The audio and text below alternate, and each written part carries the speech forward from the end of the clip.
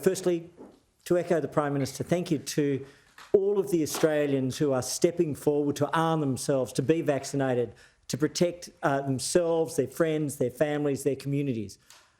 This is happening, as the PM says, in record numbers. Yesterday, 279,465 Australians were vaccinated. We believe that's the highest number, not just during the COVID vaccination program, but at any point in Australia's history for vaccinations in a single day.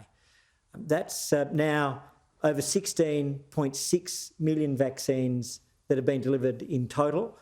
And importantly, we've passed the milestone of over 10 million eligible Australians that have had their first dose.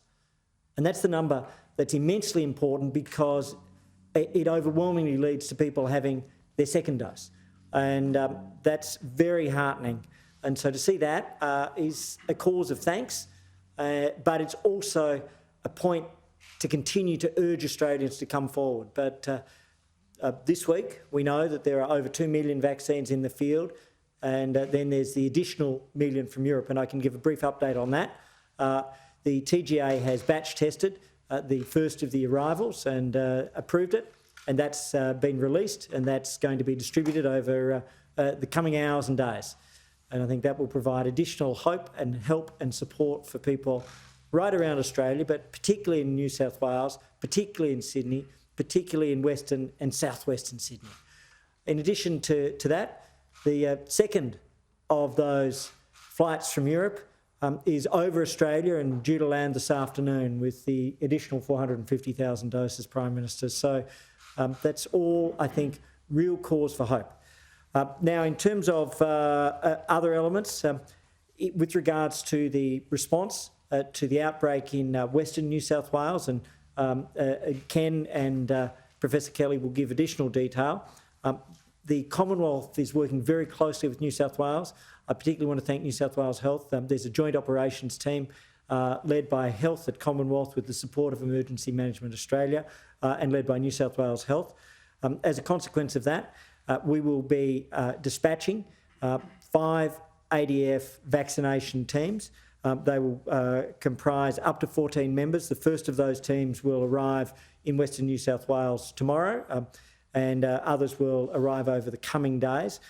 These teams will be made of up to 14 members, as I've mentioned, which will include medics, nurses, logisticians, a clinical lead, and they'll be hubbed out of Dubbo and they will work across the area.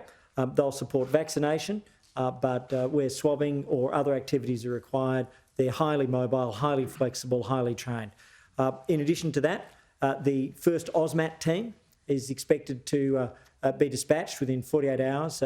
Professor Len Nataris, the head of the National Critical Care and Trauma Response Centre, is pulling those teams together from around the country.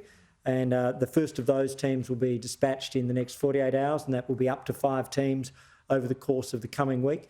They will carry out a similar role, but in particular provide clinical support. So if there are any hospitals, any areas where the health services are in some way, shape or form impaired by furloughed workers or stressed, they're ready to step up. These are some of the absolute heroes and most extraordinary people in the Australian medical system, and they've helped us throughout the course of the last 18 months, and they'll continue to help us. The Royal Flying Doctor Service is providing additional services right across Walgett, Dubbo, Bourke. They're providing vaccine support in small communities. Supplies have included an additional 9,480 vaccines, but if more is required, more will be provided. Testing equipment is in place. Additional point-of-care testing across Walgett and Bourke, across general practice respiratory clinics right through the course of Western New South Wales. And then finally, there's masks which have been made available in conjunction with New South Wales. 10,000 masks have been provided in these areas. If more is needed, more will be provided. But I do want to thank the Indigenous community, and they have been extraordinary. There are challenges, but they've shown an immense amount of spirit